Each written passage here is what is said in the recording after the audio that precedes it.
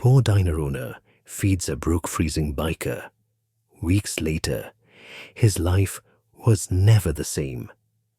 The thermometer read -15 degrees when Miguel Santos saw the biker collapse outside his struggling diner at 11 p.m.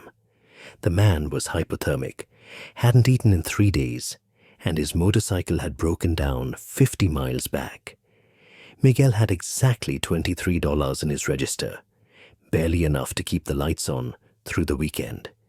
He had a wife, 3 kids, and mounting debts that kept him awake every night. Every logical thought screamed, "You can't afford to help. You're drowning yourself." But Miguel opened his door anyway.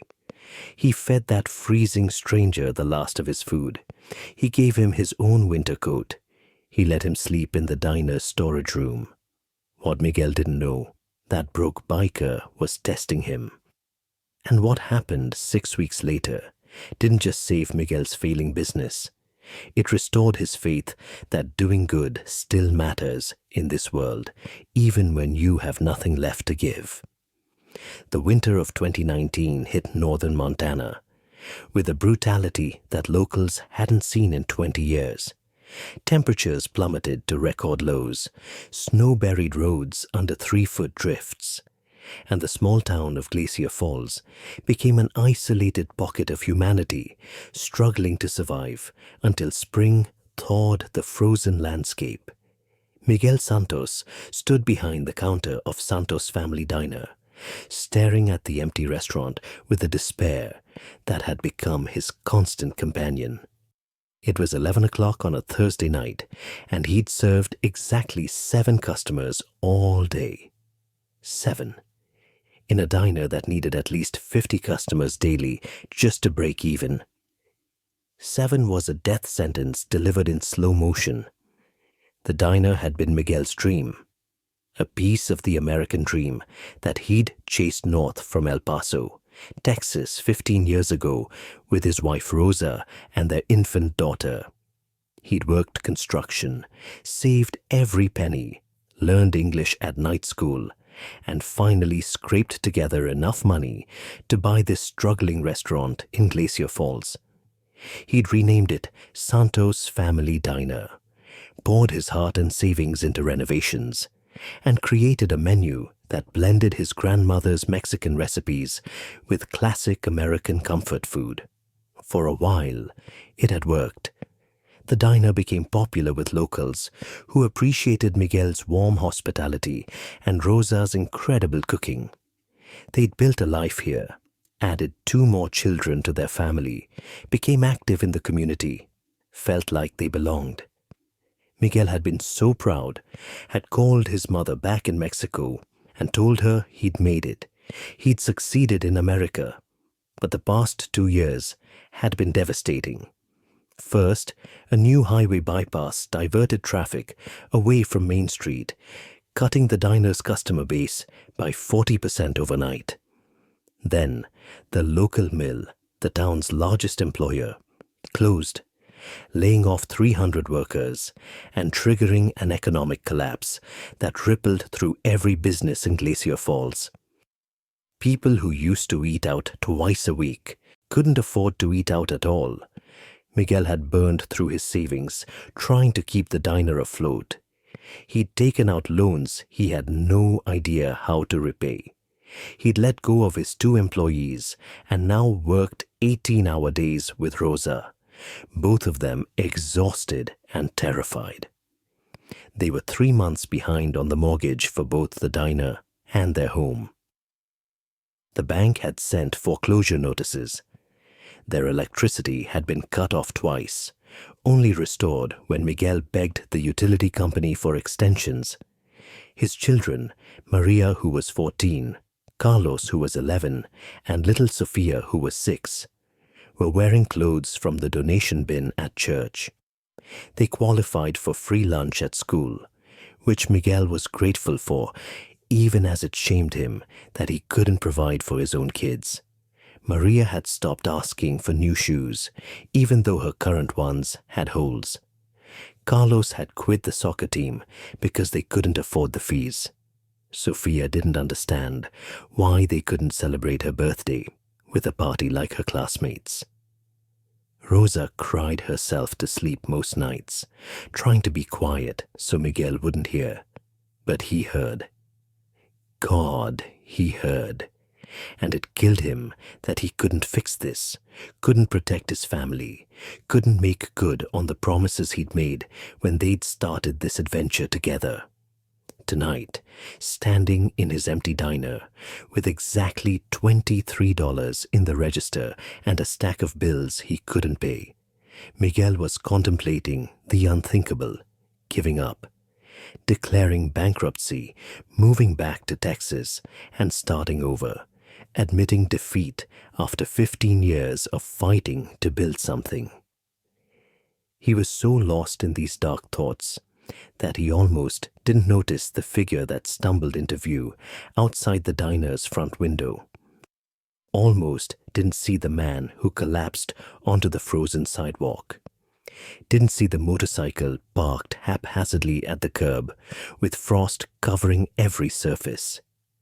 But then, the man tried to stand and fell again. And Miguel's instincts, the same instincts that had compelled him to give his last piece of bread to a homeless man when he was 8 years old, the same compassion his grandmother had modeled every day of her life, overrode his despair. He rushed outside into the brutal cold without even grabbing a jacket.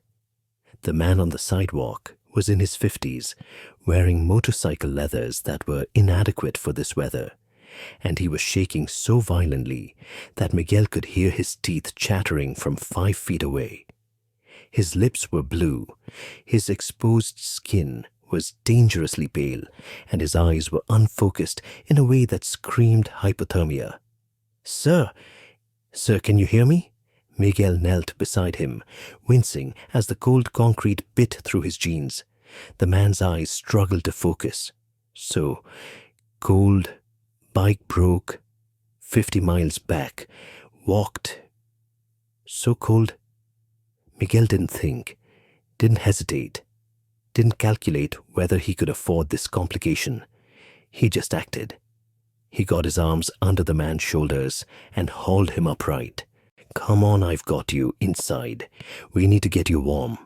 He half dragged, half carried the biker into the diner, the warmth hitting them like a physical force. Miguel deposited the man into the booth closest to the heating vent and ran to grab every blanket he could find, the emergency ones from the storage room, his own jacket, tablecloths, anything that could provide warmth. "What's your name?" Miguel asked as he wrapped the shivering man in layers. Danny Chavez." "Okay, Danny, I'm Miguel. You stay right there. Don't try to move. I need to warm you up slowly, or you could go into shock. When's the last time you ate?" Three days. No money, bike broke, been walking. 3 days. This man hadn't eaten in 3 days, and Miguel had just dragged him into a restaurant with almost no food left because Miguel couldn't afford to restock his inventory until he figured out how to pay his suppliers. But he had something.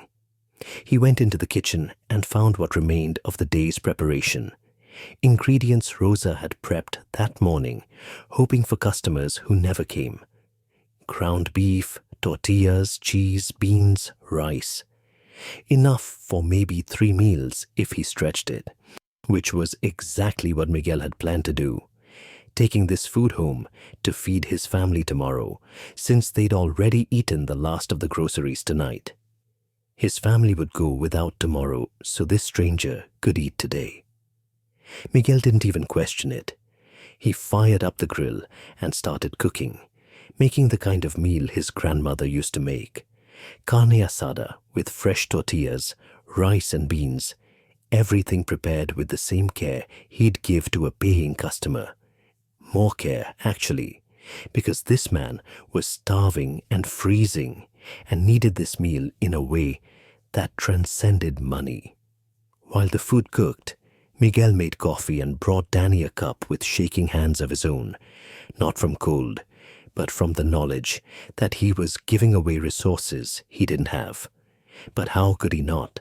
How could he look at a human being in need and calculate whether he could afford to help? His grandmother's voice echoed in his memory. Mijo, you help because it's right. God sees what we do when no one else is watching. You help. 20 minutes later, Miguel placed a plate in front of Danny that was piled high with food. Steam rose from the beans, the meat was perfectly seasoned, the tortillas were warm and soft. It looked and smelled like hope translated into a meal. Danny stared at the plate, then up at Miguel, then back at the plate. Tears started running down his weathered face. I don't have money to pay. Did I ask for money? Miguel said gently. You eat, you get warm. We worry about everything else later. Danny ate like a man who'd forgotten what food tasted like, and Miguel turned away to give him privacy, to let him have his dignity. He busied himself cleaning the already clean kitchen, trying not to think about how his own children would eat. Tomorrow, trying to have faith that somehow it would work out. When Danny finished, he sat back with more tears streaming down his face. That was the best meal I've had in months, maybe ever. Why? Why would you do this for a stranger when... He gestured around at the empty diner, when you're clearly struggling yourself. Miguel sat down across from him. My grandmother, she raised me after my parents died. We were poor, really poor. Sometimes we had nothing. But she always said that you share what you have, especially when you have almost nothing, because that's when sharing means the most. So, he shrugged. You needed help. I could help, that's all. This is your diner, your business. Miguel nodded. For now.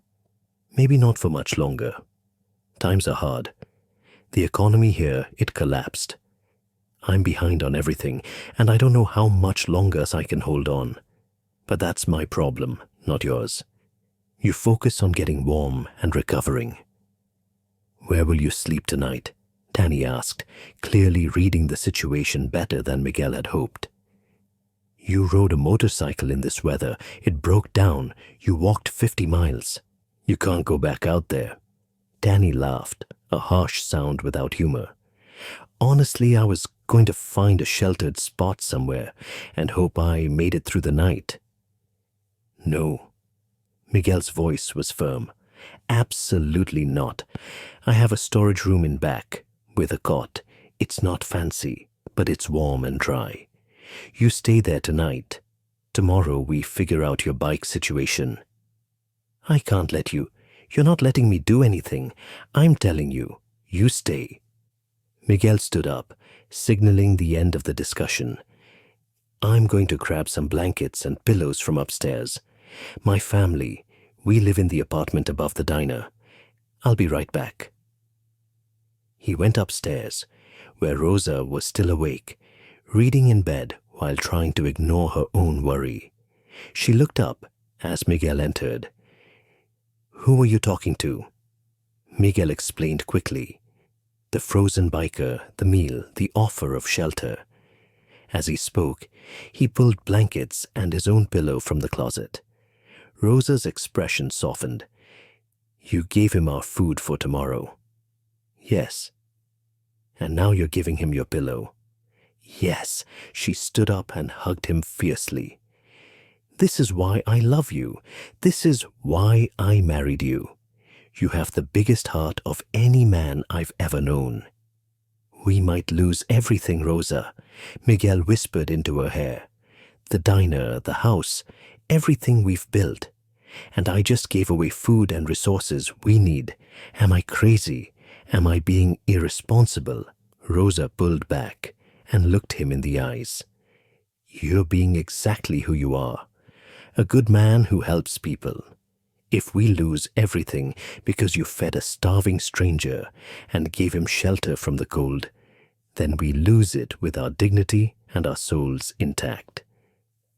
That matters more than money, Miguel. You taught me that.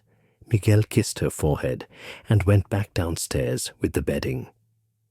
He set Danny up in the storage room, made sure he had everything he needed, and then locked up the diner and went home to his family, praying that somehow they'd all survive this winter. The next morning, Miguel came down at 5 a.m. as always to start prep work for a day that would probably bring fewer than 10 customers.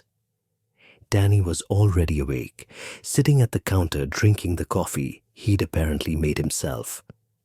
"Morning," Miguel said. "How do you feel?" "Alive, thanks to you." Danny studied Miguel carefully. "I need to tell you something. Last night wasn't exactly what it seemed." Miguel felt his stomach drop. Was this man dangerous? A con artist? He moved subtly toward the phone, just in case. Danny saw the reaction and held up his hands. "Nothing bad, I promise. Just let me explain. My name really is Danny Chavez, and I really am a biker.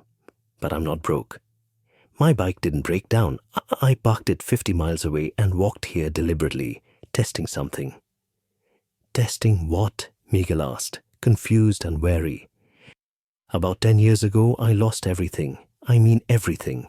Business failed, wife left, house foreclosed, ended up homeless, living on the streets. I was at the absolute bottom, ready to give up, when a stranger helped me. A restaurant owner in Colorado Springs gave me a job washing dishes, even though I was obviously homeless, obviously a risk. He gave me a chance when nobody else would, paid me fair wages, treated me with respect, helped me get back on my feet." Danny's eyes were bright with emotion. "That man saved my life, and when I finally got successful again, I started a tech company, sold it 5 years ago for $30 million. I wanted to pay it forward, but not by just writing checks to charities. I wanted to find people like that restaurant owner who helped me, people who help others even when they're struggling themselves. Real compassion, real character." Miguel listened, his brain struggling to process this information. "So I travel around," Danny continued, "disguised as a broke biker, creating situations where people have the choice to help or walk away. Most walk away, Miguel. Most people, even good people, they see a stranger in need and they think about their own problems first. They're not bad people. They're just human. But every once in a while, I find someone like you." He reached into his jacket and pulled out a smartphone that definitely didn't belong to a broke wanderer. "Last night, I recorded our interaction. I watched you give me food you clearly needed for your family. I watched you give me your own pillow. You did it without hesitation, without calculation. You helped because you could, even though it cost you dearly." "I don't understand what you're telling me," Miguel said slowly. Danny smiled. "I'm telling you that I want to invest in your diner. Not charity, investment. I see potential here. Good food, good location, once that highway situation gets fixed. And most importantly, an owner with the kind of character that builds real success. I want to give you $250,000 to save your business, renovate, expand, and market properly."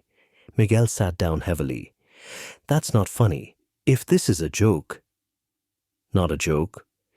Danny pulled up something on his phone and showed Miguel bank statements, investment portfolios, proof that Danny Chavez was indeed worth tens of millions. "I'm completely serious. I want to invest in you, Miguel.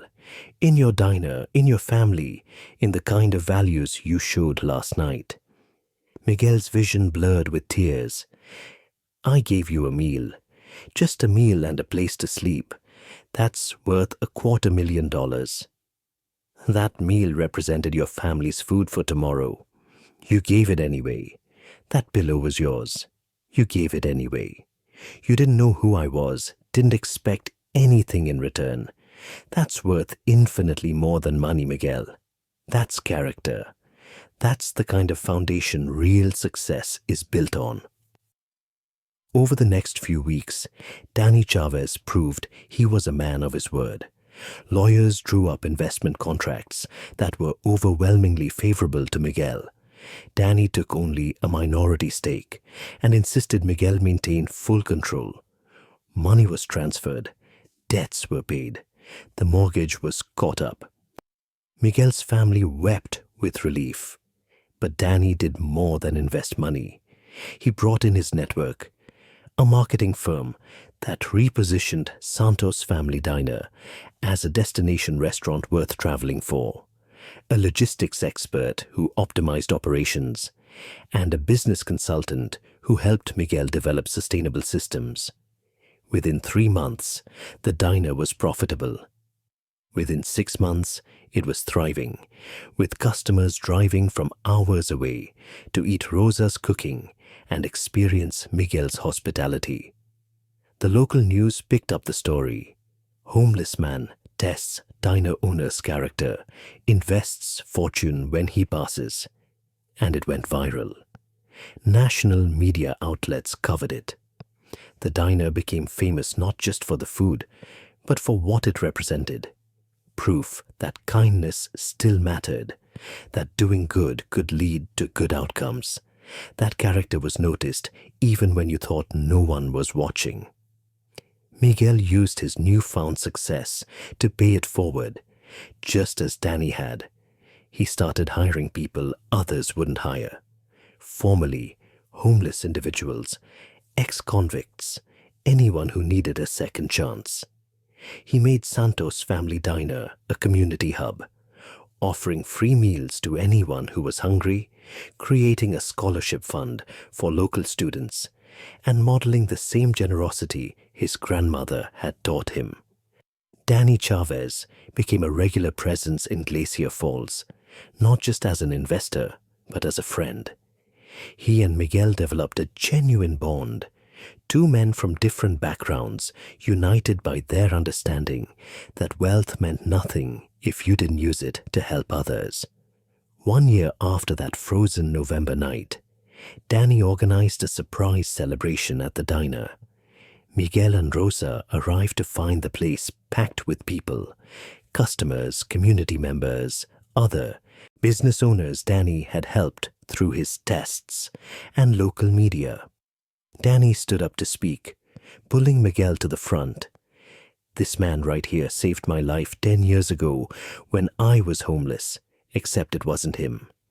It was a restaurant owner in Colorado who showed me the same compassion Miguel showed me.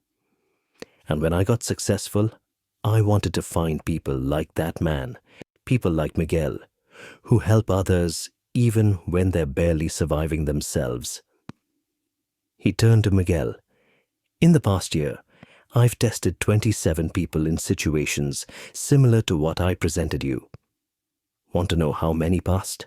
3. 3 out of 27 were willing to sacrifice their own resources to help a freezing stranger. You were one of 3, Miguel. That's how rare what you did actually is. Danny continued. But you didn't just pass a test. You showed me and everyone watching what real character looks like. You reminded this whole community what matters. And because of that, I'm not just maintaining my investment. I'm tripling it.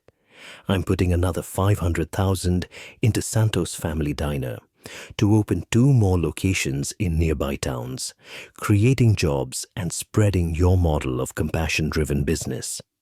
The crowd erupted in applause. Rosa was crying. Miguel's children were beaming with pride. And Miguel himself was overwhelmed, barely able to process how drastically his life had changed, because he'd made one simple choice: to help when helping cost him dearly. In his speech that night, Miguel said something that resonated with everyone present and eventually with millions who watched the video online. My grandmother told me that you help because it's right, not because it's easy or profitable. Last year, when I fed Danny, I thought I was giving away my family's last food. I thought I was being foolish, maybe even irresponsible. But I couldn't not help. I couldn't see a human being suffering and look away just because I was suffering too. He looked around at the packed diner, at the success that had seemed impossible a year ago. I learned that when you help from the heart, expecting nothing in return, the universe has a way of taking care of you. Not always as dramatically as this. I know I'm incredibly blessed, and this is unusual. But karma is real. Goodness is rewarded. Maybe not immediately, maybe not in ways you expect, but it is rewarded. So whatever struggles you're facing, whatever problems seem insurmountable, don't let them make you hard. Don't let them make you stop helping others, because that compassion, that willingness to sacrifice for strangers, that's what makes us human. That's what makes life worth living. 5 years later, Santos Family Diner had expanded to 6 locations across Montana and Wyoming. Miguel had paid off every debt, saved for his children's college education, bought his mother in Mexico a house, and established a nonprofit providing microloans to struggling restaurant owners. His partnership with Danny had evolved into a broader mission, finding and supporting compassionate entrepreneurs who were struggling, giving them the resources to succeed while maintaining their values. The original Glacier Falls location remained Miguel's favorite, though.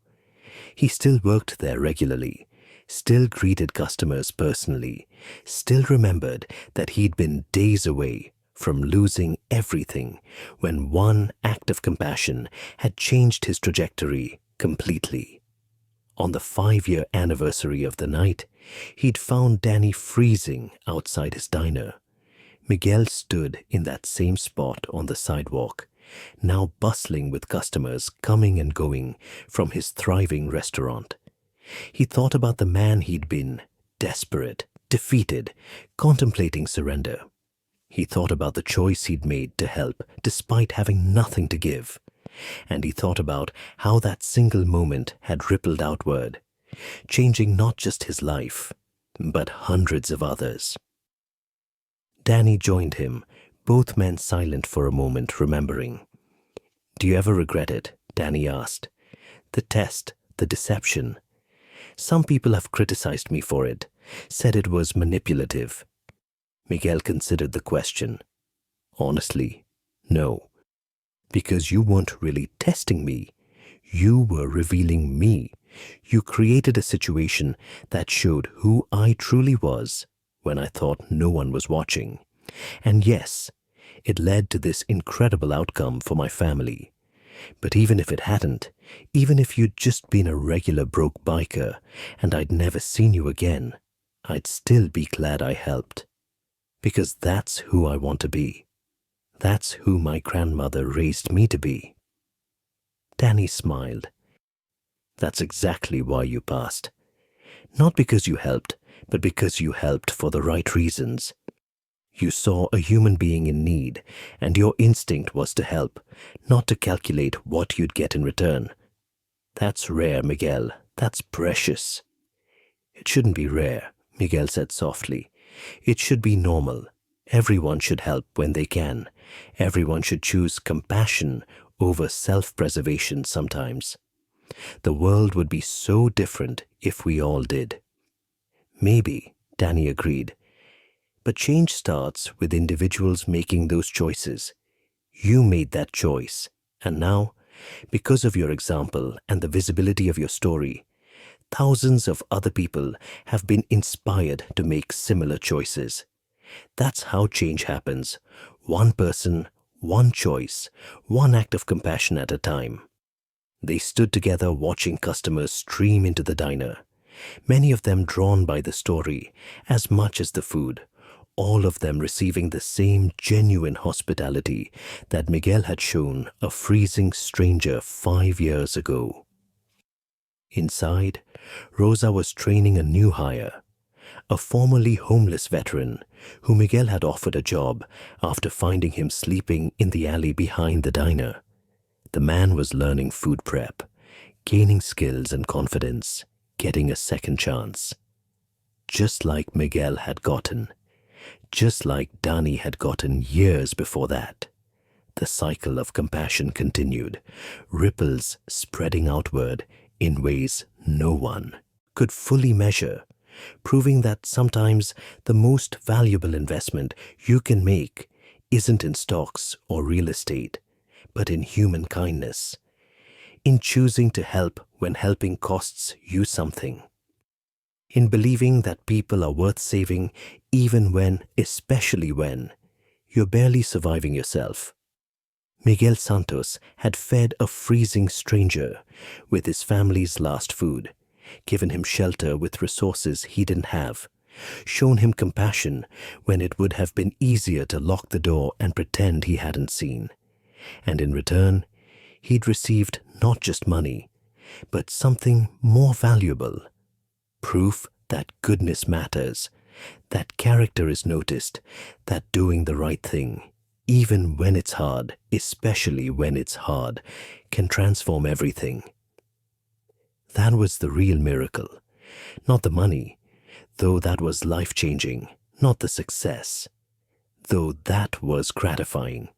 The miracle was the confirmation that Miguel's grandmother had been right all along. You help because it's right, and somehow, some way, goodness comes back around. 5 years after that frozen November night, Miguel Santos knew with absolute certainty that the best investment he'd ever made wasn't the one Dani had made in his diner. It was the investment he'd made in a suffering stranger, the gift of a meal, a warm place to sleep, and the dignity of being treated like he mattered. That investment had returned infinitely more than he'd given, and it would keep returning for the rest of his life. Subscribe to Biker Heroes for more incredible true stories of courage, compassion, and life-changing kindness. Hit that bell notification so you never miss a story that will restore your faith in humanity. Share this video with someone who needs to be reminded that doing good still matters, that kindness is never wasted, and that sometimes our darkest moments are preparation for our greatest blessings. Comment below. Have you ever helped someone when you could barely help yourself? Have you been helped by a stranger when you needed it most? Your story could inspire thousands, because Miguel Santos taught us, compassion costs something, but it's always worth it. When you help from the heart, expecting nothing in return, you're investing in something more valuable than money. You're investing in humanity itself. And that investment always pays dividends. Like, if this story touched your heart, share if you believe in the power of kindness, and remember, the next person you help might change your life in ways you can't imagine. Be brave enough to give when you have nothing. Be compassionate enough to help when you're hurting yourself. That's how miracles happen. That's how lives change. That's how the world becomes better. One act of kindness at a time.